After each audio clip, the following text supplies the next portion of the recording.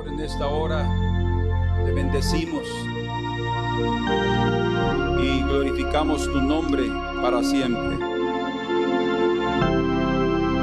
Señor, queremos engrandecerte, queremos entrar por tus puertas con acción de gracias y decir que te amamos, Señor, que te amamos porque tú eres bueno y porque para siempre es tu misericordia y porque tu bondad permanece para siempre, Señor. Por eso, Señor, en esta hora recibe nuestra gratitud, recibe nuestros cánticos, recibe las alabanzas, Señor, que nuestros corazones entonan, porque tú eres digno de recibir toda honra y toda gloria. Tú eres nuestro refugio, nuestra torre fuerte en la tribulación.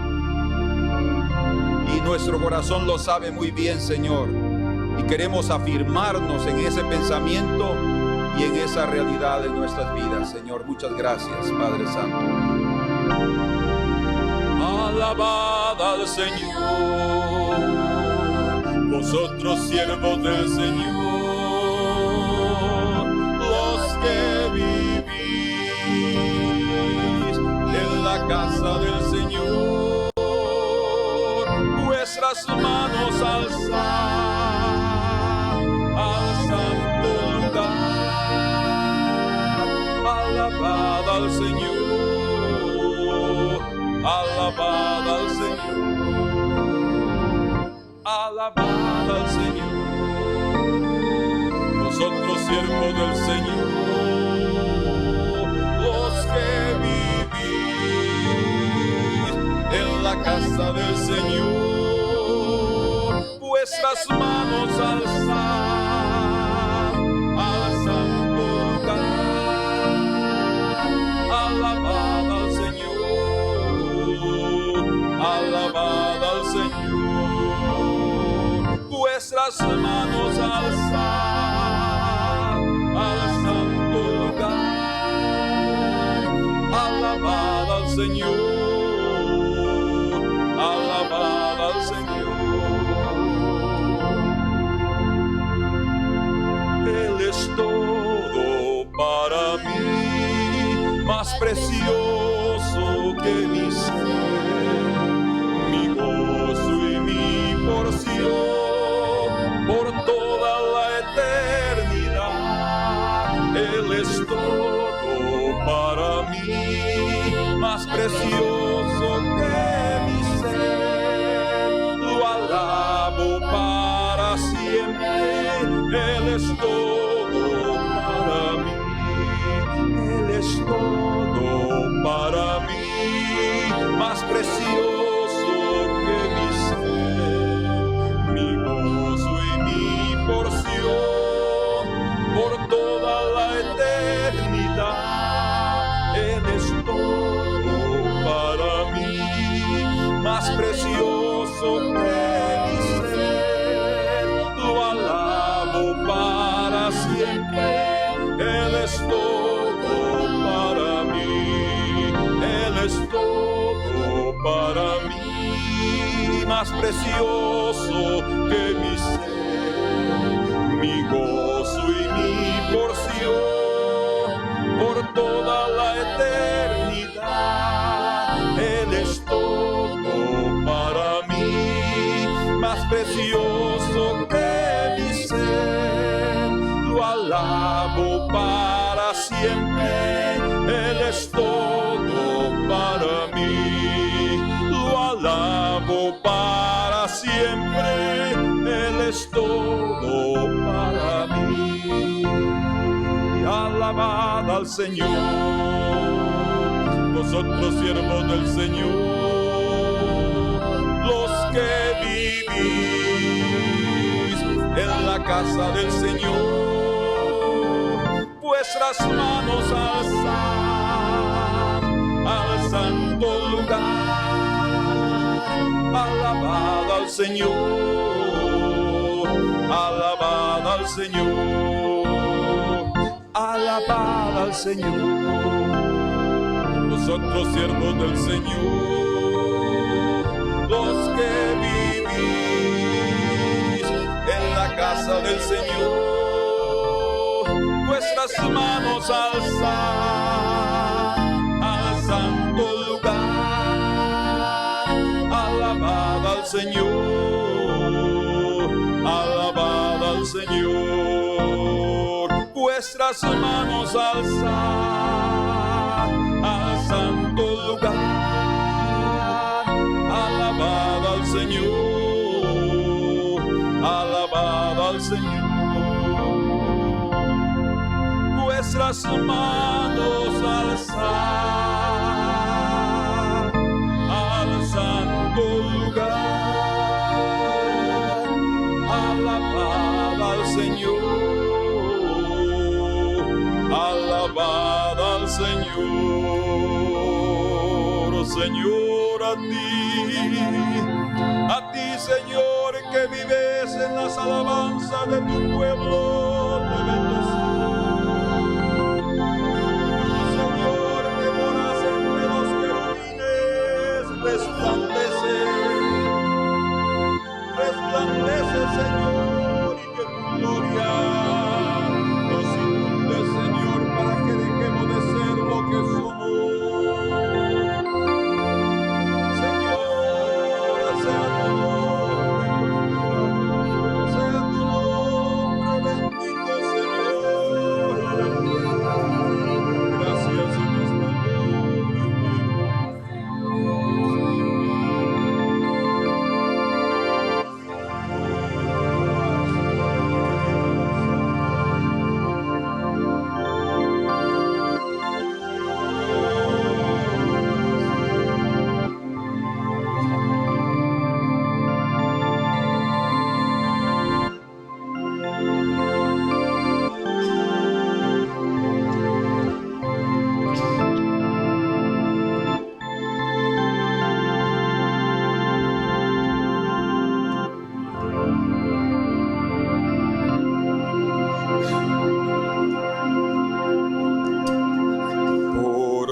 Justicia de Jesús, la sangre que por mí vertió, alcanza ese perdón de Dios, y cuando bien nos prometió que solo Él rescataste, segura base de mi fe, segura base de mi fe.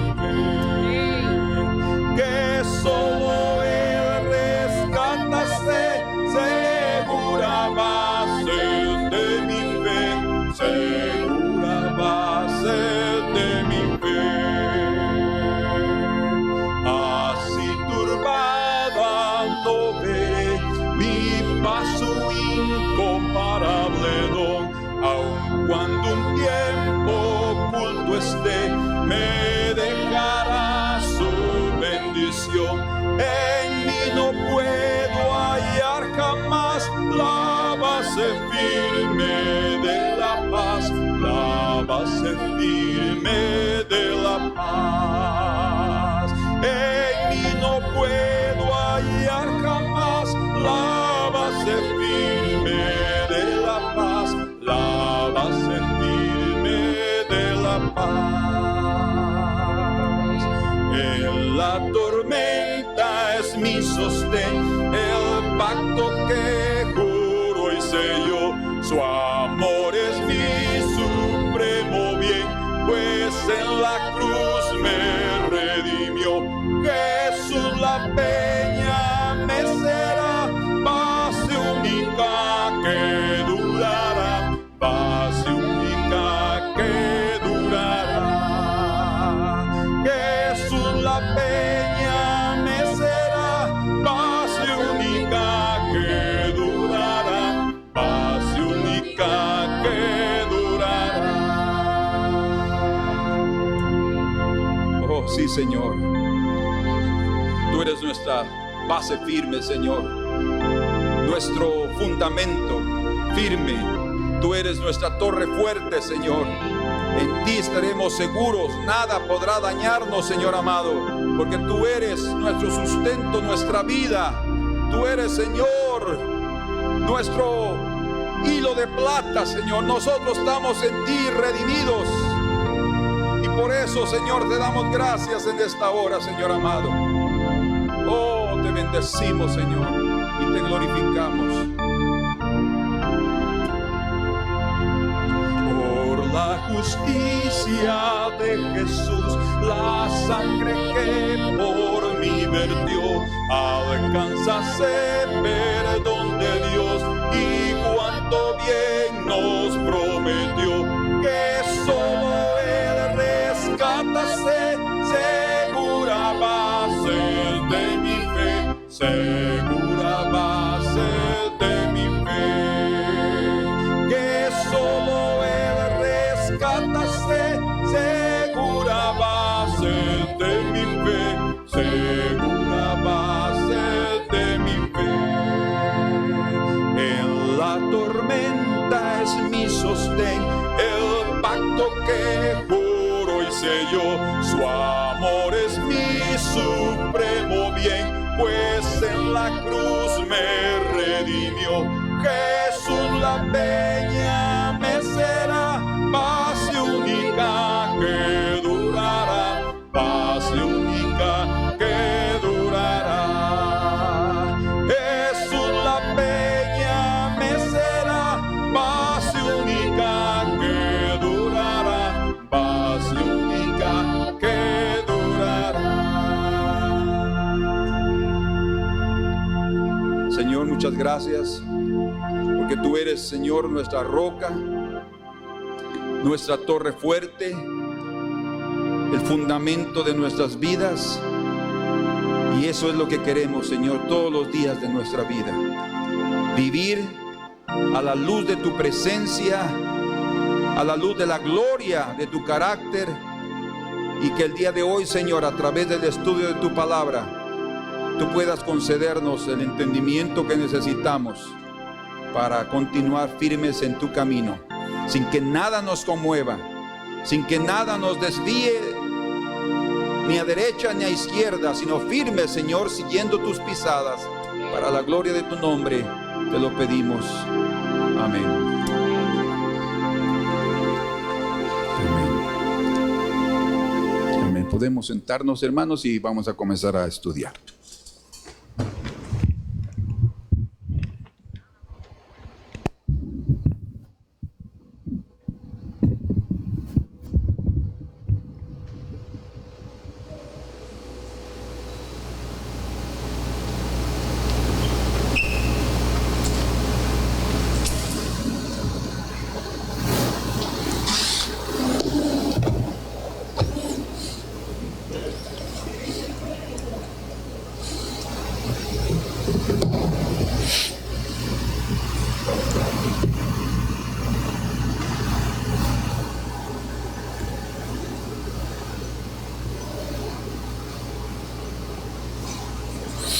Muy bien. Entonces, nosotros terminamos, estamos en el fascículo número 8 y nos quedamos considerando lo que el subtítulo, la circuncisión no justificó a Abraham. Y vimos que era de ninguna manera podía ser que la circuncisión fuera algo que salvase, ¿verdad? O algo que justificase. Como ya vimos, Abraham fue justificado por su fe, ya lo vimos juntos con los textos que encontramos en Génesis y también en Romanos claramente, sino que la circuncisión fue el sello, o sea, una obra externa, y también la alianza que Dios hizo con Abraham y su descendencia natural. Toda la descendencia natural debía circuncidarse. Todo gentil antes de Cristo que quería ser parte del pueblo de Israel tenía que circuncidarse. Era la orden del Señor, porque fue el pueblo escogido de Dios para dar a conocer la ley, para dar a conocer el camino de justicia y al único Dios verdadero que existe en esta tierra. Entonces todo gentil antes de Cristo tenía que venir al pueblo de Israel. Después de Cristo, el pueblo judío pensó que nuevamente, o que ellos iban a continuar, y por eso es que los hermanos convertidos, judíos convertidos al cristianismo, miembros que habían sido miembros antiguamente de la secta de los fariseos, creyeron que era necesario que los gentiles primero se convirtieran en judíos para poder recibir las promesas. Pero las promesas del Señor, otra vez, no son por cumplimientos o méritos humanos, sino por la obra de Cristo Jesús. Entonces vamos a ver el segundo título que nos corresponde ahora. Vamos a tratar de avanzar un poco más, que es: la circuncisión no es mayor que la fe. Leamos juntos ahí y entremos de lleno al tema. Los judíos convertidos, confusos en cuanto al verdadero medio de la salvación y la justificación, concedían a la circuncisión mayor importancia que a la fe. Fíjense, la Biblia dice en Habacuc 2:4, el justo por la fe vivirá. No dice el justo por la circuncisión vivirá, porque ahí queda bien claro ahí que la justificación viene por la fe y que por la circuncisión es algo externo, y por tanto el Señor dice, ustedes muchas veces les mencionó al pueblo de Israel que ellos eran incircuncisos de corazón y que estaban aún debajo de pecado. Pero cuando viene la fe y somos justificados, ahí la situación se convierte en algo totalmente diferente, tanto que judíos y gentiles entramos al mismo patamar, a la misma altura. Entonces dice: pues persuadían a los gentiles convertidos a circuncidarse para que pudieran pretender ser salvos. Mas esa persuasión no era correcta. Eso lo leemos ahí en Gálatas 5:8. Ustedes después pueden corroborar y darse cuenta que el apóstol Pablo, escribiendo a los Gálatas, los persuadía de que no fueran persuadidos de la actitud de los judíos judaizantes. Se llama así porque estaban tratando de convencerlos a que se hicieran primero judíos. Sin embargo, hasta el día de hoy hay religiosos que dan mayor importancia a las señales externas que a las transformaciones internas, que son las verdaderas. Y eso es real. Hoy en día encontramos personas que, si usted no se viste de la misma manera que ellos se visten, usted no es santo. Si usted no hace las cosas que ellos hacen, usted no es santo. Entonces, ahora, hay una manera correcta y honesta de vestirse, eso sí todos lo sabemos, ¿verdad? Y debemos de evitar ser también escándalo a otros. Pero no es una cuestión de querer cubrir algo o confiar. Ese es el punto principal. Confiar en que lo que yo hago o lo que yo visto, eso es lo que me justifica delante de Dios. No, yo puedo estar muy cubierto exteriormente y desnudo en el interior debido a mi actitud y debido al pecado. Recuerden que desde que Adán y Eva pecaron, dice que ellos no sabían que estaban desnudos. Cuando pecaron, entonces supieron que estaban desnudos. O sea, el conocimiento del pecado es lo que nos desviste, o sea, nos quita las vestiduras de justicia. Por eso es que en el Génesis encontramos que el Señor después, por misericordia, les hizo a ellos vestiduras de pieles para cubrirlos, para cubrir su desnudez, porque la cobertura que ellos se pusieron, que es exactamente una figura de la justicia humana, no es suficiente. Entonces necesita de la cobertura del Señor, que viene por la fe, que viene a través de un sacrificio. Eso quedó bien claro desde el principio y hasta el día de hoy se mantiene firme lo que Dios estableció. Entonces lo que es verdadero es lo interior. Las señales externas, como dice ahí en Gálatas 6:13 y Colosenses 2:23, únicamente generan orgullo al corazón, ¿verdad? Dan una cierta jactancia carnal de que yo estoy haciendo algo, o que me miren, o que yo soy esto, o que lo otro, y mi pantalla, mi apariencia. Pero como decimos en buen español, las apariencias engañan. Es lo que está adentro lo que a Dios le importa. Entonces, estas últimas, o sea, las verdaderas, las internas, son las que Dios les da importancia, valor y alabanza. Como leemos en el Salmo 51, vamos ahí al Salmo 51, versículo número 6.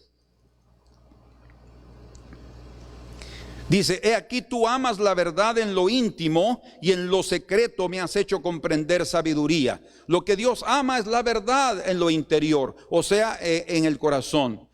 De balde es que yo tenga una apariencia de santo en lo exterior y por dentro hay inmundicia, ¿verdad? Como el Señor les dijo a los fariseos, ustedes son sepulcros blanqueados, dice, por fuera se ven muy bonitos, pero por dentro están llenos de huesos y de algo que no agrada, de un hedor, ¿verdad? Entonces las señales externas son y serán siempre evidencias de la obra interna. Si hay un cambio en mí interno, también habrá un cambio externo. Si yo soy honesto, si yo soy cuidadoso en mi vida moral, mi vida exterior también será así. Y todo lo que se vea exteriormente, desde ningún punto de vista yo lo voy a tomar como un motivo de orgullo, sino será con humildad, porque estaremos representando algo que es verdadero. Todo lo que es verdadero es humilde. Todo lo que es verdadero es humilde. Consideren eso, porque nada de lo que Dios hace en el interior puede tener algo de orgullo, porque el Señor no tiene en su corazón el orgullo. Él mira de lejos al orgulloso, dice, pero al humilde lo recibe y le da gracia. Entonces, en ningún momento deben generar confianza, sino gratitud, porque son testimonio de lo que Dios ha hecho en el corazón. Exactamente. Una obra interna no puede ser obra humana. Obras externas pueden ser esfuerzos humanos, pero cambios y transformaciones internas solo vienen por la obra del Espíritu Santo y por nuestra fe en lo que el Señor está haciendo en nuestras vidas. Entonces, el gran conflicto espiritual y doctrinal que algunos de la secta de los fariseos habían iniciado en Antioquía entre los discípulos provocó también que Pablo y Bernabé discutieran fuertemente con ellos. Fíjense, hubo una discusión fuerte. Otra vez, no había que pedirse perdón por eso, ¿verdad? Ellos estaban discutiendo por cosas doctrinales que unos creían lo que se debía hacer porque habían recibido testimonio del Espíritu Santo en su primer viaje, que los gentiles no tenían que circuncidarse, y como ya mencionamos, el apóstol Pedro también había mostrado a los gentiles que el Espíritu Santo no pidió que Cornelio y su familia, los hombres, fueran circuncidados. Entonces ellos ya tenían claro que ese método no debía continuar con los gentiles, no debían obligarlos a hacer eso.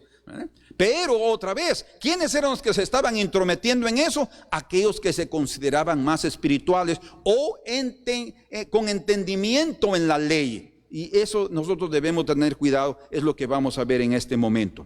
Entonces, ellos discutieron y rechazaron la enseñanza que estos estaban llevando ahí y decidieron resolver el asunto, y entonces quedaron en la iglesia de Antioquía enviar a Bernabé y a Pablo y algunos hermanos que subieran a Jerusalén con los apóstoles y los ancianos para tratar con este asunto. Por eso es que leemos en Hechos, ¿sí? Hechos de los Apóstoles,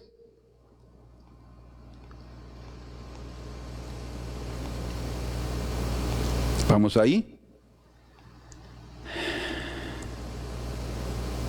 Hechos de los Apóstoles, capítulo número 15 y verso 1. Dice, entonces algunos que venían de Judea, ya lo hemos leído, enseñaban a los hermanos, si no os circuncidáis conforme al rito de Moisés, no podéis ser salvos. Qué absurdo.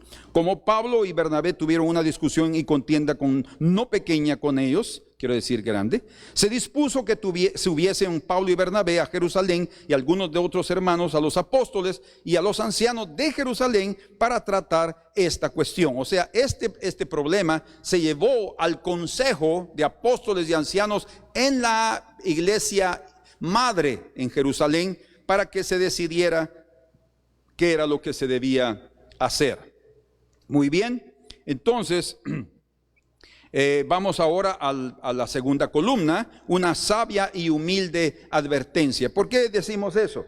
Porque nosotros podemos iniciar grandes conflictos entre la iglesia y en el corazón de personas que están iniciando su vida espiritual en Cristo y que son débiles en la fe, cuando no entendemos las doctrinas de las Sagradas Escrituras y las enseñamos sin entendimiento. eso puede causar grandes conflictos. De hecho, cuando se entiende algo y se explica correctamente y las personas entienden lo que nos están diciendo, de gran bendición será. Quiero darles este ejemplo que encontramos en Nehemías, capítulo número 8. Vamos ahí. Nehemías 8 y verso 8 dice. Vamos a leer hasta el 12. 8:8. Y leían en el libro de la ley, Esdras estaba leyendo, de Dios claramente, dice, leían claramente y ponían el sentido. Oigan qué importante es esto. Leían claramente en la ley y le ponían el sentido, es decir, lo que es correcto, de modo que entendiesen la escritura o la lectura. Y Nehemías el gobernador y el sacerdote Esdras escriba y los levitas que hacían entender al pueblo, ellos eran encargados de enseñar la ley. Día santo es a Jehová, dijeron al pueblo, día santo es a Jehová vuestro Dios, no os entristezcáis ni lloréis, porque todo el pueblo lloraba oyendo las palabras de la ley. Oigan qué precioso.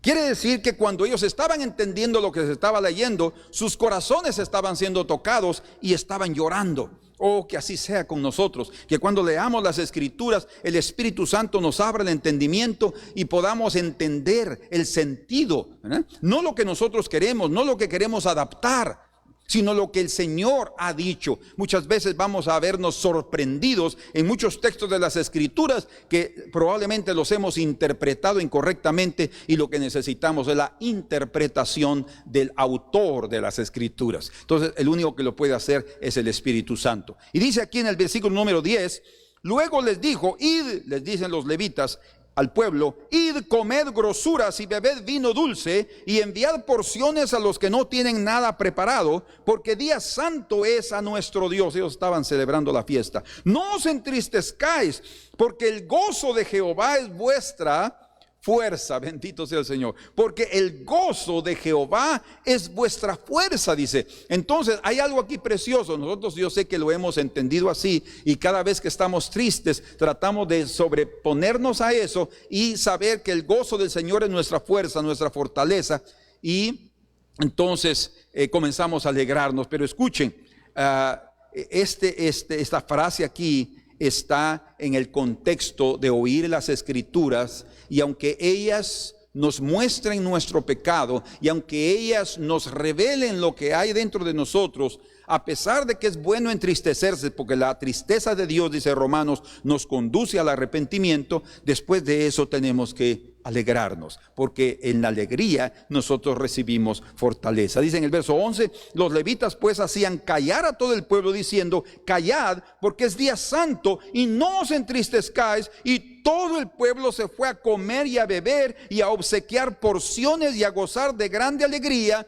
porque habían, escuchen qué precioso, entendido las palabras que les habían enseñado. Yo menciono esto exactamente porque estos hermanos judíos que habían llegado a Antioquía, ellos tenían otro entendimiento de las cosas. Creo yo que ellos no estaban acompañando lo que allá había sucedido hace años, creo que entre 10 o 15 años, desde la época que Pablo llegó en el concilio, en el capítulo 15 de Hechos y en el capítulo 10, cuando el Espíritu Santo visitó a Cornelio y a su familia y a sus amigos. Eso más o menos esos años aproximados habían pasado. Entonces, ellos no acompañaron eso, y si estuvieron presentes, no estuvieron de acuerdo. Cuidado, nosotros no podemos vivir de acuerdo a los dictámenes de nuestras denominaciones, ni a nuestros libros de doctrina o de credo de nuestra denominación. No, nosotros tenemos que estar de acuerdo a lo que la Escritura nos dice. Y cada uno de nosotros tenemos que estar también dispuestos a dejar a un lado nuestras propias doctrinas, nuestras propias interpretaciones. Las interpretaciones privadas no son correctas, pueden llevarnos a herejías, y tenemos que estar abiertos a ser corregidos. ¿Quién no está dispuesto a ser corregido? Si uno está dispuesto a ser corregido por un semejante, cuanto más por alguien superior. No hay duda, estamos dispuestos. ¿Quién no lo está? ¿Verdad? Entonces eso nos va a proteger de que herejías o doctrinas del enemigo entren en la iglesia. Antes de enseñar algo debemos humildemente leer y releer las escrituras. Y como aquí escribimos, pedir con súplicas la orientación del Espíritu Santo, como también necesitamos pedirle a nuestro pastor. ¿Por qué? Porque él tiene un conocimiento un poco más alto, eso se espera, un conocimiento más profundo de las escrituras, y él puede orientarnos y ayudarnos a entender. Yo me alegro mucho cuando hay personas que preguntan y dicen: hermano, no entiendo esto, ¿puede explicarme? Con todo placer yo tomo tiempo para explicarle. Y si algo no lo sé, les digo: hermano, no, eso yo tampoco lo entiendo. No tenemos ningún miedo y no hay vergüenza en decir algo que no entendemos, porque hay cosas en la escritura que yo estoy seguro que muchas veces yo he pasado por textos que según yo ya lo entendí, y después de tanto tiempo, después de muchos años, digo: ay Señor, ahorita realmente estoy entendiendo el sentido. Entonces tenemos que estar dispuestos a ser corregidos y ser humildes. En cuanto no recibamos la luz y el consejo piadoso, abstengámonos, dice aquí escrito, porque enseñar la verdad es un don de Dios que confiere honra. Cuando enseñamos la verdad, el Señor nos honra, mas habrá deshonra si erramos en ella, o sea, si nos equivocamos. Bien dice la escritura en Mateo capítulo 5, vamos juntos ahí. Mateo 5, 17, creo que es. No, 19. Bueno, aquí dice el Señor: no penséis que he venido para abrogar la ley y los profetas. No he venido para abrogar, sino para cumplir. Porque de cierto os digo que hasta que pase el cielo y la tierra, ni una jota ni una tilde pasará de la ley. ¿Por qué? Porque todo es inspirado, hasta que todo se haya cumplido. De manera que cualquiera que quebrante uno de estos mandamientos, o mejor dicho, también se puede leer: de manera que cualquiera que viole uno de estos mandamientos muy pequeños, y escuche, y así enseña a los hombres. O sea, aquí hay dos puntos de vista. El primero es el hecho de criticar o condenar a alguien por algo que hace si nosotros mismos también lo hacemos. El propio libro de Romanos capítulo 3 dice que si hacemos eso estaremos pecando. No podemos condenar a alguien que está haciendo algo que nosotros mismos hacemos, porque entonces nos tornamos también conjuntamente violadores de la ley, y ahí hay más responsabilidad y más condenación para aquel que enseña. Bien, dice también Santiago, dice en capítulo número 3, verso número 1, dice: no os hagáis maestros, dice, porque podréis tener mayor condenación. No os hagáis todos vosotros maestros. Pero terminemos aquí en Mateo 5, 19, y dice: y así enseña a los hombres, muy pequeño será llamado en el reino de los cielos. O sea, nuestra estatura espiritual y nuestro reconocimiento celestial estará de acuerdo a cómo nosotros hemos interpretado las escrituras y la hemos enseñado. O sea, es muy importante que no nos atrevamos a hablar cosas que nosotros no tenemos claro. Si hay algo claro, podemos decirlo, o dejar bien claro que es tu opinión y no tu interpretación o la interpretación correcta, ¿entiendes? Entonces es necesario que seamos humildes. Dice: más cualquiera que los haga, que viva, que tenga la experiencia, que los practique y los enseñe, este será llamado grande en el reino de los cielos. Hay una estatura espiritual, y como Jesús les dijo a sus discípulos: todo lo que os escribas y fariseos en la cátedra de Moisés les enseñen, o sea, todo lo que venga de la ley, háganlo, dice, pero no hagan lo que ellos hacen. Porque estaba claro que ellos no estaban viviendo de acuerdo a lo que estaban enseñando. Era una vida religiosa que no tenía que ver con una vida práctica de vida. Vale la pena que leamos en Santiago. Vamos ahí. Santiago 3:1 dice: hermanos míos, no os hagáis muchos maestros de vosotros. Algunos pueden decir: es que a mí me gusta enseñar. Yo creo que la cuestión de la enseñanza no tiene que ver solo con que nos guste, tiene que ver también con un llamado de Dios y con el don de Dios.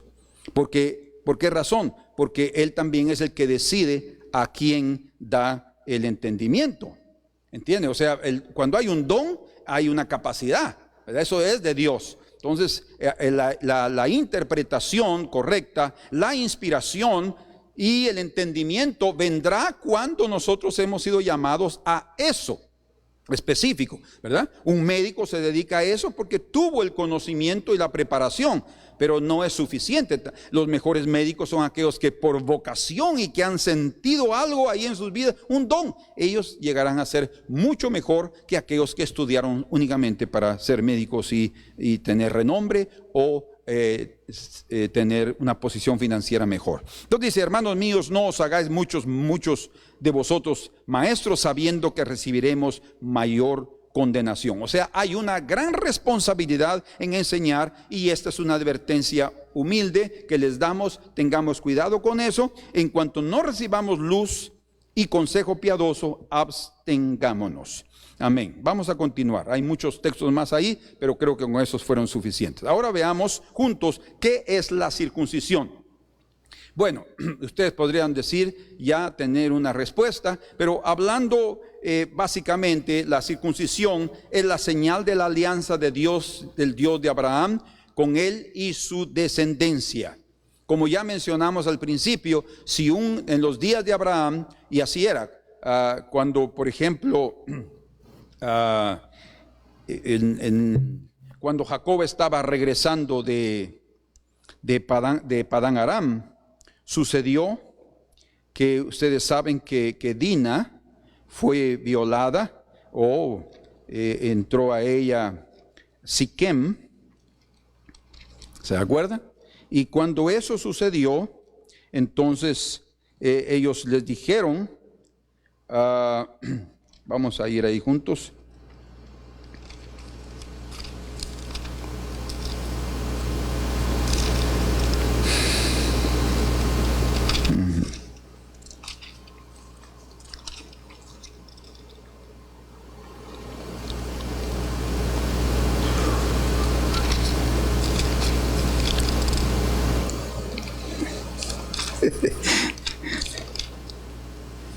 Amén.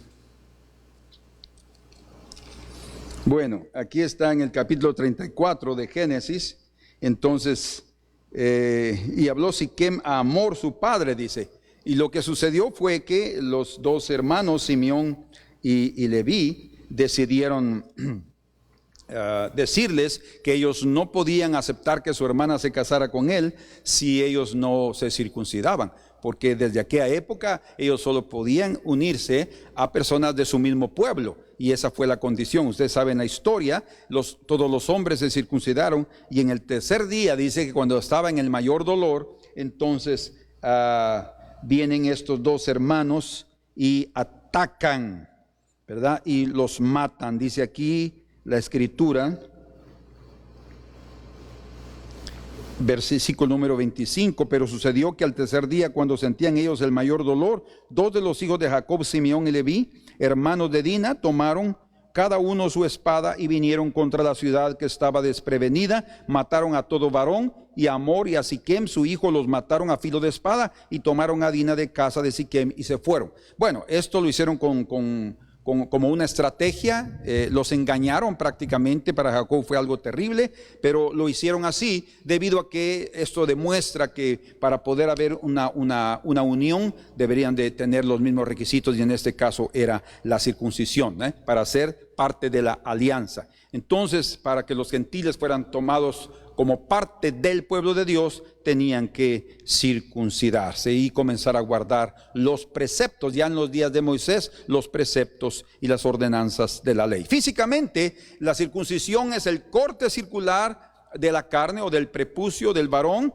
y del varón que es descendiente de Abraham. Y como ya sabemos, fue ordenada por el Señor para que fuera efectuada en el octavo día. No queremos entrar en detalles, pero sabemos que médicamente está comprobado que el octavo día es el mejor día para circuncidar a un niño. Y imagínense, eso fue la orden del Señor. Pero también hay un significado precioso, porque el número 8 también nos habla de una vida nueva. 7 es un número completo, es un ciclo que se llena, que se integra. que se finaliza, y en el 8, que es prácticamente el primer día del siguiente ciclo o el primer año. Entonces ahí hay una nueva vida, un nuevo inicio. Por eso nos habla de una nueva vida y algo que viene a traernos un mayor vigor. Entonces, espiritualmente, cuando hablamos de la circuncisión, hablamos de lo que representa en sí el rito. La circuncisión espiritual es quitar la carne, eliminar la carne que fue eliminada en la cruz del Calvario. Ahí fue eliminada la carne. Debemos entender que nosotros como creyentes, a pesar de que esa obra fue hecha cuando nosotros creemos en el Señor Jesucristo, y por la circuncisión de Cristo también nosotros fuimos circuncidados, y el bautismo en aguas, que es el segundo paso después de la fe, después de arrepentirnos y confesar nuestros pecados, allí también es la figura de nuestra circuncisión con Cristo, porque es la identificación con la muerte y con la nueva vida que es su resurrección. Pero en sí, espiritualmente, la circuncisión habla de una nueva vida, de acabar con el hombre viejo, de acabar con el hombre de pecado que está sujeto a una esclavitud de sus apetitos y de sus deseos. Amén. Cuando eso sucede, entonces cada uno va a experimentar la circuncisión. Bien, vemos también, por ejemplo, vamos ahí a Romanos capítulo número 2, vamos juntos, Romanos número 2 y verso 27. Dice la Escritura: y el que físicamente es incircunciso, pero guarda perfectamente la ley, te condenará a ti, que con la letra de la ley y con la circuncisión eres transgresor de la ley. Pues no es judío el que lo es exteriormente. O sea, bien dice que la circuncisión, otra vez la obra externa no muestra un cambio interno. Pues no es judío el que lo es exteriormente, ni es la circuncisión la que se hace exteriormente en la carne. Otra vez, entonces, ¿por qué el Señor lo ordenó? Lo ordenó como una señal de la nueva alianza con Abraham. No de la nueva alianza del Nuevo Testamento, no, con la alianza, porque él también hizo una alianza con Noé. Pero era la alianza de la descendencia de Abraham, de ateos que serían parte del pueblo de Dios. Y otra vez, era una figura para que todos entendiéramos qué es lo que también va a suceder con nosotros. Verso 29, sino que es judío el que lo es en lo interior. ¿Se dan cuenta? ¿Por qué? Porque es la circuncisión del corazón la que importa y la que vale delante de Dios. Y la circuncisión es la del corazón, en espíritu, no en letra, la alabanza del cual no viene de los hombres, sino de Dios. La alabanza del cual no viene de los hombres, sino de Dios. Tal vez en este momento vale la pena que vayamos juntos a Juan. Vamos ahí, al Evangelio de Juan en sus primeros capítulos. En el primer capítulo, aquí encontramos a los primeros discípulos. Y dice aquí, en el verso 45 del capítulo 1, Felipe halló a Natanael y le dijo: hemos hallado a aquel de quien escribió Moisés en la ley, así como los profetas. Quien escribió Moisés en la ley y en los profetas también hablaron de él. A Jesús, o el hijo de José de Nazaret. Prácticamente los discípulos estos estaban creyendo que Jesús era el cumplimiento de la ley y los profetas, y lo era. 46, Natanael le dijo: ¿de Nazaret puede salir algo de bueno? Le dijo Felipe: ven y ve, o sea, experiméntalo tú. Cuando Jesús vio a Natanael, escuchen, ¿por qué estamos leyendo esto? Porque decimos que la verdadera circuncisión y aquel que es verdaderamente judío es aquel que recibe no una alabanza externa que trae orgullo, sino la alabanza interna que viene de Dios, la verdadera alabanza que viene de Dios. Dios nos dice quién ha nacido de nuevo o quién va a recibir esa circuncisión. Dice: he aquí, le dijo el Señor, verso 47, cuando Jesús vio a Natanael que se le acercaba, dijo de él: he aquí un verdadero israelita en que no hay engaño. Un verdadero israelita, no es judío o israelita aquel que lo es la circuncisión externa, sino la que lo es de corazón. En otras palabras, hay judíos verdaderos que también son judíos en el corazón, ¿verdad? Que Dios ha hecho una obra maravillosa en sus corazones por la fe en el Señor Jesucristo. Pero hay otros que aunque tengan la circuncisión, no están con la circuncisión interna del corazón, cuya alabanza viene de Dios. Solo Dios puede decir, he aquí un verdadero israelita. Natanael le fue dicho eso. ¿Por qué razón? Cuando dijo, porque no hay engaño. No porque él fuera un hombre totalmente santo, no, porque la propia escritura dice que no hay justo ni aun uno, ¿verdad? No hay quien busque a Dios, dice. Pero cuando está hablando de que en él no hay engaño, de él un hombre honesto, es que él estaba sin duda reconociendo, antes de encontrarse con el Señor, él estaba reconociendo su condición de pecador. Circuncidado, pero un pecador, con necesidad de arrepentimiento. Y a los judíos, a pesar de la circuncisión, les fue necesario creer en el Señor Jesucristo, si no, no eran salvos. ¿Por qué? Porque la circuncisión externa no salva. Entonces, él recibió esa alabanza que viene de Dios, y dice en el verso 48, le dijo Natanael, ¿de dónde me conoces? Respondió Jesús y le dijo, antes que Felipe te llamara, cuando estabas debajo de la higuera, te vi. O sea, hubo una revelación, pero no solamente de haberlo visto a él físicamente, sino vio su corazón, el interior de su vida. Amén. Entonces, Cristo fue circuncidado al 8º día. Leemos en Lucas 2, 21 al 24. ¿Por qué? Para cumplir la ley, como dice en Mateo 5, 17, él dice, yo no vine a abrogar o a anular la ley, no, yo vine a cumplirla. Y él la vino a cumplir desde el principio. La cumplió desde que él nace, desde que es circuncidado, y nace prácticamente cumpliendo la ley. Dice, vamos a tener que leer aquí unos pasajes. Vamos a Juan 7, 19, porque esto va a ser importante para formar una base en nuestro entendimiento. Vamos ahí, Juan 7, 19. Dice el Señor, fíjense pues, el Señor Jesús, que vino a cumplir la ley, les dice a los judíos, 7:19, ¿no os dio Moisés la ley y ninguno de vosotros cumple la ley? ¿Por qué procuráis matarme? ¿Ninguno de vosotros cumple la ley? ¿No os dio Moisés la ley y ninguno de vosotros cumple la ley? ¿Por qué procuráis matarme?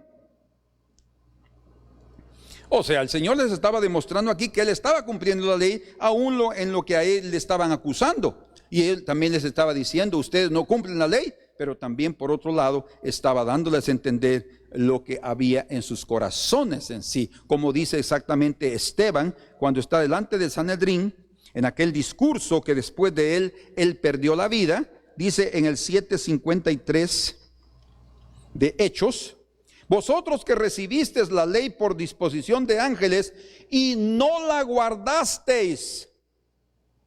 Él no está ahí delante del pueblo, del populacho, digámoslo así. Él está ahí delante de los príncipes, así les llamaban, los principales, a los líderes. Y les está diciendo, vosotros que recibisteis la ley por disposición de ángeles y no la guardasteis. Escuchen. Si tú guardas la ley, la circuncisión te vale de algo. Si no la guardas, no te vale de nada. Es lo que dice en Romanos.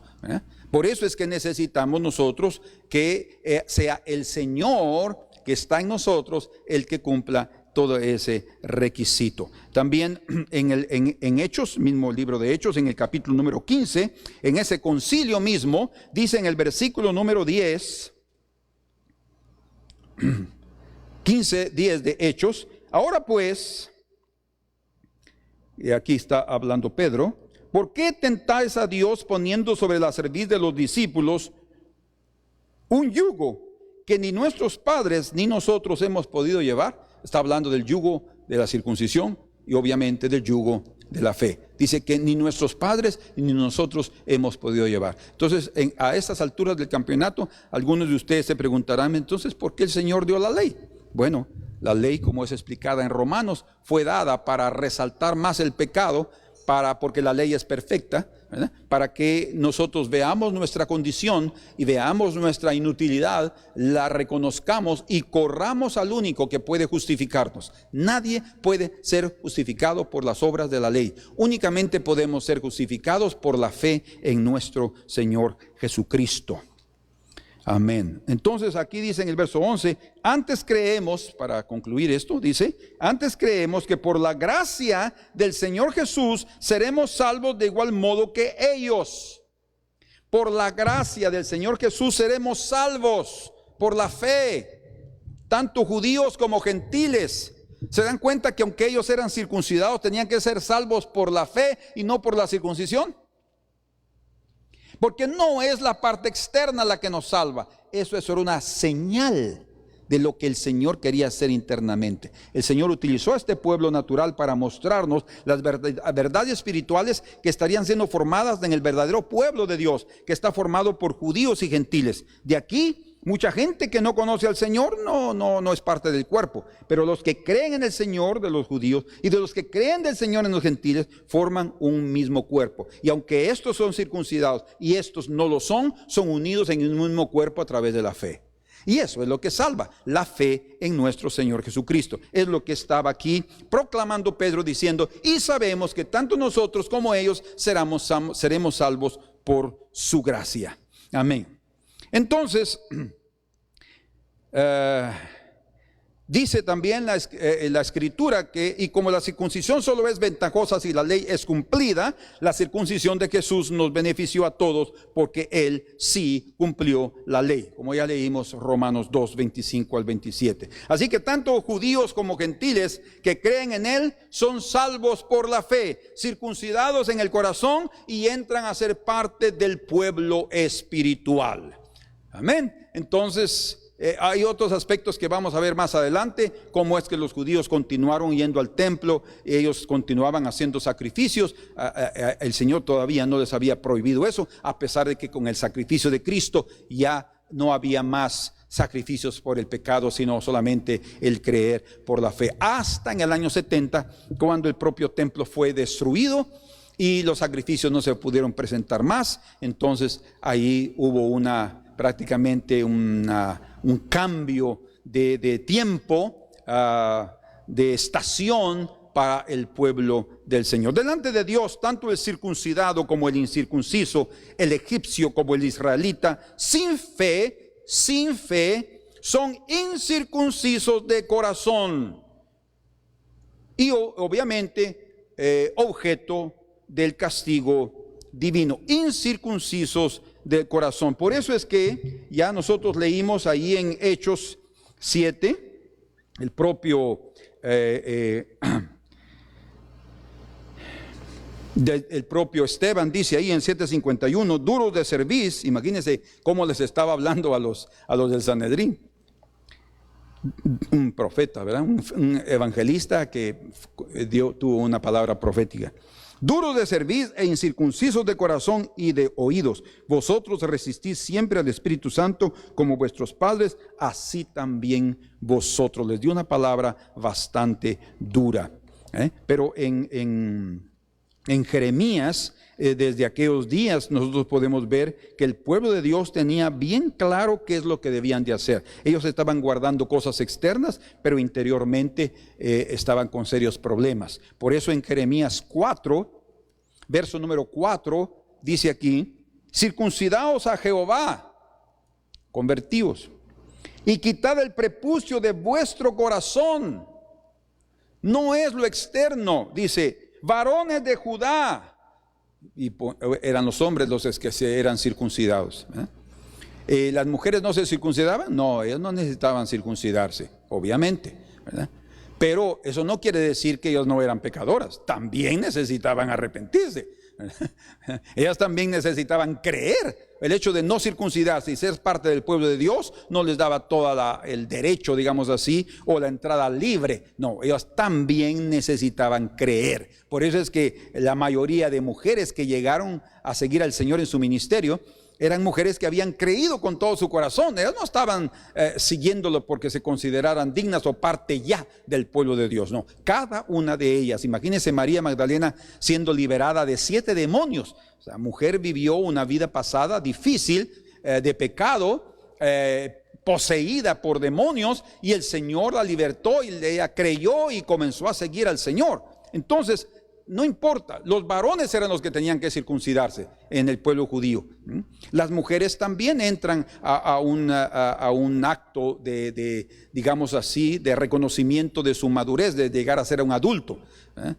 Si los niños comienzan a los 13 años, las mujeres a los 12 años ya también entran a esa etapa.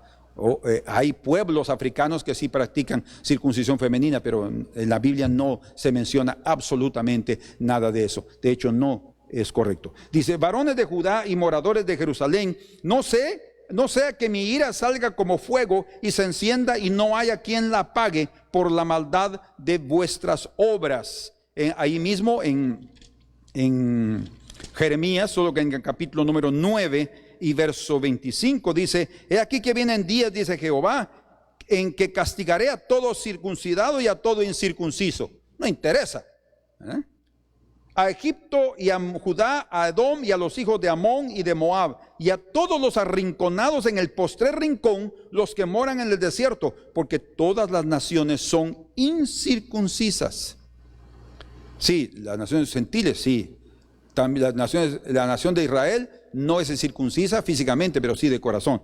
Y toda la casa de Israel, dice aquí, es incircuncisa de corazón. ¿Se lo mencioné? Creo que por inercia, porque ya lo sé. Pero es exactamente eso. Es una casa incircuncisa de corazón. Y lo que el Señor quiere hacer es quitarnos el prepucio del corazón, la carne, eliminar el hombre viejo, como todos nosotros ya sabemos. Entonces, como un ritual, la circuncisión no transforma el corazón.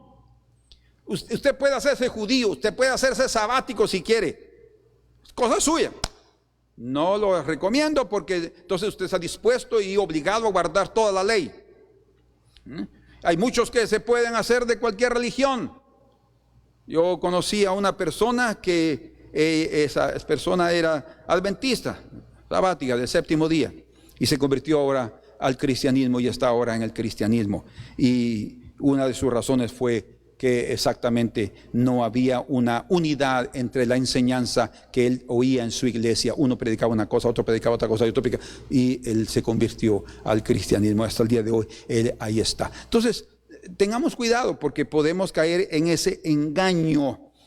Todos somos incircuncisos de corazón y solo la verdadera circuncisión viene por la fe en el Señor Jesucristo. Solo la fe en Cristo transforma el corazón y nos hace verdaderos israelitas, pues la circuncisión la verdadera, es operada en espíritu, quitando así la confianza en la carne y estableciéndola en la justicia de Jesús. Nosotros tenemos que confiar en nuestro Señor Jesucristo.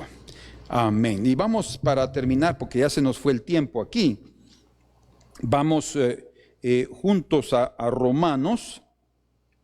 Yo quería avanzar un poco más, pero la próxima semana terminamos esta parte aquí sobre Abraham y la circuncisión. Romanos entonces, capítulo número 3.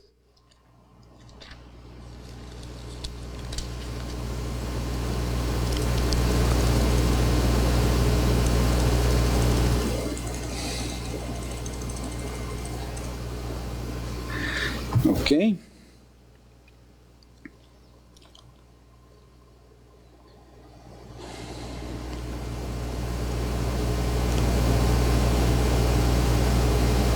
Vamos al versículo 9, 3:9. ¿Qué pues? ¿Somos nosotros mejores que ellos? En ninguna manera, pues ya hemos acusado, dice Pablo, a judíos y a gentiles que todos están bajo pecado. Circuncidados los judíos, pero están bajo pecado. Los gentiles incircuncisos y están debajo pecado. Ay, entonces, eso nos demuestra que la circuncisión no salva a nadie. ¿Se dan cuenta? No, por eso es que estos hermanos no deberían haber llegado a Antioquía a decirles que deberían de circuncidarse para ser salvos. Verso 10. Como está escrito, no hay justo ni aun uno, no hay quien entienda, no hay quien busque a Dios. Todos se desviaron a una, se hicieron inútiles. No hay quien haga lo bueno, no hay ni siquiera uno. Sepulcro abierto es su garganta, con su lengua engañan, veneno de áspides hay debajo de sus labios. Su boca está llena de maldición y de amargura. Sus pies se apresuran para derramar sangre. Quebranto y desventura hay en sus caminos, y no conocieron camino de paz. No hay temor de Dios delante de sus ojos. Pero sabemos que todo lo que la ley dice, lo dice a los que están bajo la ley, para que toda boca se cierre. ¿Por qué? Porque es perfecta, pura, limpia, y para ella también va a ser fuerte y ella va a ser justa. La ley también, y como vino de parte de Dios, no hace acepción de personas. Él no va a tomar por inocente al culpable y al culpable por inocente. La ley es justa, imparcial. Entonces dice, pero sabemos que todo lo que la ley dice, lo dice a los que están bajo la ley, para que toda boca se cierre y todo el mundo quede bajo el juicio de Dios. Todos estamos bajo el juicio de Dios, tanto judíos como gentiles. Por eso el Señor Jesús vino a su pueblo y el Señor les dijo a sus discípulos: vayan primero a las ovejas perdidas de la casa de Israel. Ellas tienen el derecho, o ellas tienen, digamos así, el privilegio de iniciar, de oír primero el evangelio. Si ellos no lo escuchan, vayan entonces a los gentiles. Ese fue el orden. Pero siempre ustedes pueden ver a Pablo hasta el final del libro de los Hechos. Él todavía llega a Roma y todavía manda a llamar a los judíos para que ellos oigan primero. Qué corazón, ¿verdad? Qué fiel fue a la orden del Señor, a la orden del Señor. Y luego dice, bueno, está bien, yo me vuelvo a los gentiles. Y ahí va con los gentiles. Entonces dice, pero sabemos que todo lo que la ley dice, verso 19, lo dice a los que están bajo la ley, para que toda boca se cierre y todo el mundo quede bajo el juicio de Dios, ya que por las obras de la ley ningún ser humano será justificado de él. Ninguno será justificado. Seremos justificados por las obras del Señor. El Señor, como dice aquí el verso 21, pero ahora, aparte de la ley, se ha manifestado la justicia de Dios. Fíjense pues, la justicia de Dios se ha manifestado aparte de la ley, porque por la ley nadie puede ser justificado. Testificada por la ley y por los profetas. O sea, tanto la ley como los profetas testificaron de esa justicia. ¿Y cuál es esa justicia? Aquí exactamente lo dice en los primeros versículos de Romanos. Está la introducción y prácticamente es una cápsula donde está casi todo el contenido del libro. Dice aquí, verso 1 y capítulo número 1, vamos a regresar al otro. Pablo, siervo de Jesucristo, llamado a ser apóstol, apartado para el evangelio de Dios. El evangelio de Dios. Ahora pongan atención. Que él había prometido. ¿Cuál era la promesa de Dios? El evangelio. Que él, Dios, había prometido antes por sus profetas en las Santas Escrituras. O sea, los profetas anunciaban el evangelio. Ustedes pueden decir, pero pastor, yo ya leí todo el Antiguo Testamento y no he visto que ellos decían que estaban anunciando el evangelio. No, ahorita dice aquí cuál era el evangelio. Dice 2, que él había prometido antes por sus profetas en las Santas Escrituras. 3, acerca de su Hijo. Entonces, el Hijo de Dios es el contenido del evangelio. Es el evangelio, es el anuncio de las buenas nuevas que Dios tiene para nosotros. Y dice, acerca de su Hijo, nuestro Señor Jesucristo, que era del linaje de David según la carne. Él nació según la carne del linaje de David, de la tribu de Judá. Verso 4, que fue declarado Hijo de Dios con poder según el Espíritu de santidad por la resurrección de entre los muertos. Y escuchen, y por quien, a través de él, recibimos la gracia y el apostolado para la obediencia de la fe. Vamos a entrar a ser parte de ese evangelio por la fe en todas las naciones por amor de su nombre, eso incluye a Israel, entre las cuales estáis también vosotros llamados a ser de Jesucristo. Entonces, Él es el que nos da la justificación. La justicia vino por Él. Cuando regresamos aquí entonces al capítulo 3, dice en el verso 22, la justicia de Dios por medio de la fe en Jesucristo. La fe en Jesucristo nos da la justicia de los cielos, que es la que necesitamos para ser circuncidados.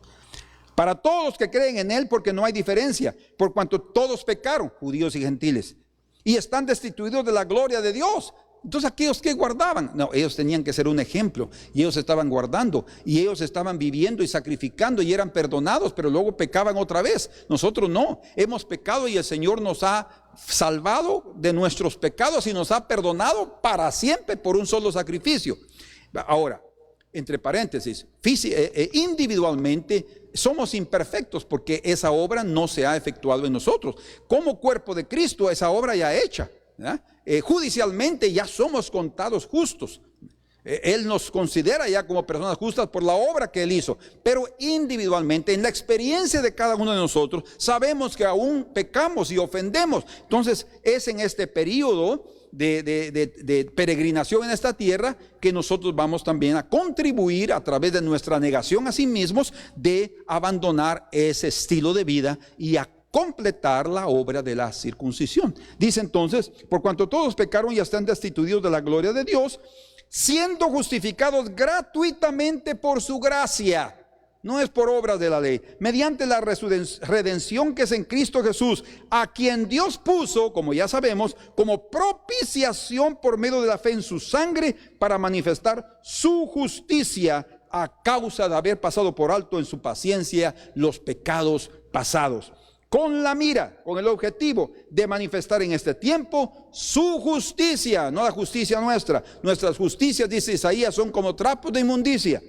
a fin de que Él sea el justo y el que justifica al que es de la fe de Jesús. Amén. Entonces, que el Señor nos dé la gracia a cada uno de mantenernos en la justicia del Señor. No tengamos sacando algunas conclusiones, confianzas en las cosas externas. Es que yo ya soy bautizado, ya soy salvo. No, se es salvo por la fe.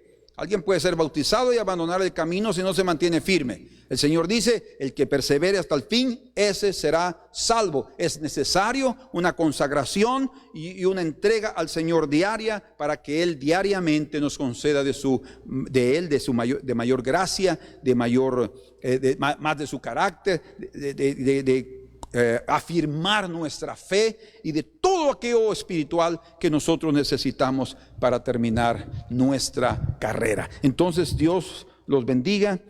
Vamos a seguir adelante. Aquí nos quedamos en lo que es la circuncisión, pero luego vamos a entrar al tema: la circuncisión fue ordenada a Abraham. ¿Por qué fue ordenada a Abraham? Porque el Señor les dijo a los judíos, y no es que de Moisés venga la circuncisión, porque la circuncisión vino de los padres, dice. O sea, la circuncisión no es algo de la ley, sino es algo que viene desde los padres.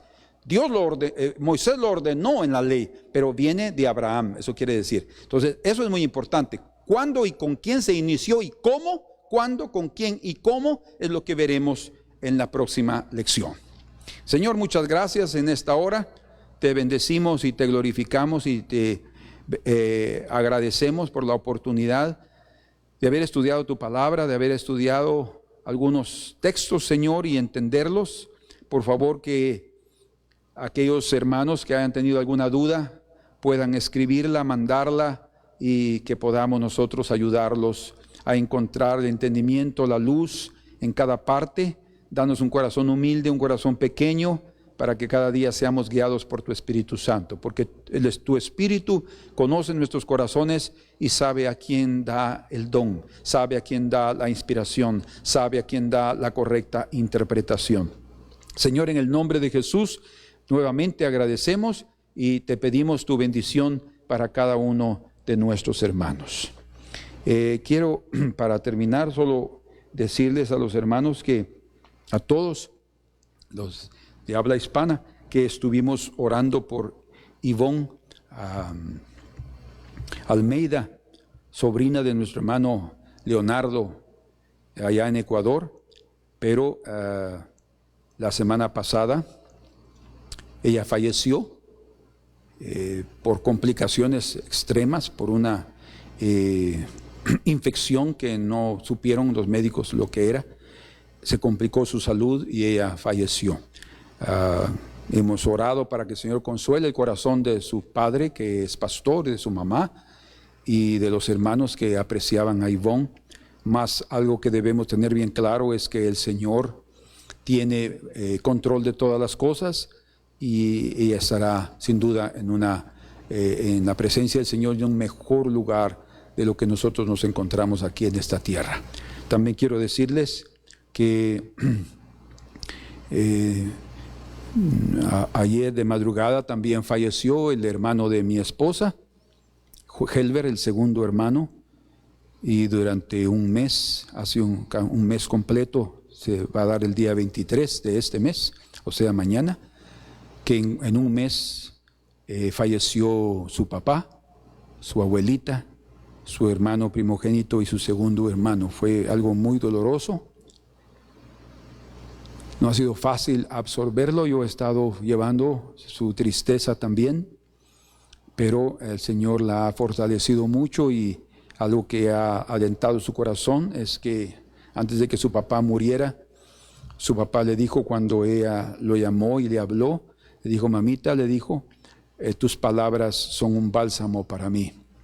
Y él siempre oyó del Señor, y según sabemos por testimonio de los que estaban cerca de él en Guatemala, él entregó su vida al Señor. Esperamos que así haya sido y él esté gozando de la salvación en los cielos, a pesar de ser un pequeñito espiritual, pero está allá arriba. Su abuelita, la mamá de él, la abuelita de Fabi, era una creyente fiel, alguien que murió a los 96 años creyendo en el Señor, murió durmiendo. Fue una bendición su muerte. Su hermano mayor, también antes de comenzar el problema del COVID con él, ya estaba oyendo del Señor, ya nos había dicho que había entregado su vida al Señor, y unos días después también él fallece. El Señor hizo algo llevándoselos, y él conoce la vida de cada uno. Lo digo porque es lo que estamos diciendo con Ivonne. El Señor conoce qué es lo mejor y el futuro de cada uno de nosotros, y él siempre escogerá lo que es mejor. Y en el caso de Helber, también antes de fallecer, él nos llamó y nos pidió que oráramos por él y que le pidiéramos que él quería entrar a la casa del Señor. Sabemos que el Señor se entregó, fue un clamor grande que hubo ese día, y días después él se fue y está con el Señor. Entonces quiero agradecer al Señor por el apoyo de todos ustedes, y también agradecer al Señor por las fuerzas que ha dado a Fabiola. Dios los bendiga, y estamos siempre pendientes, y somos uno en Cristo Jesús. La paz del Señor.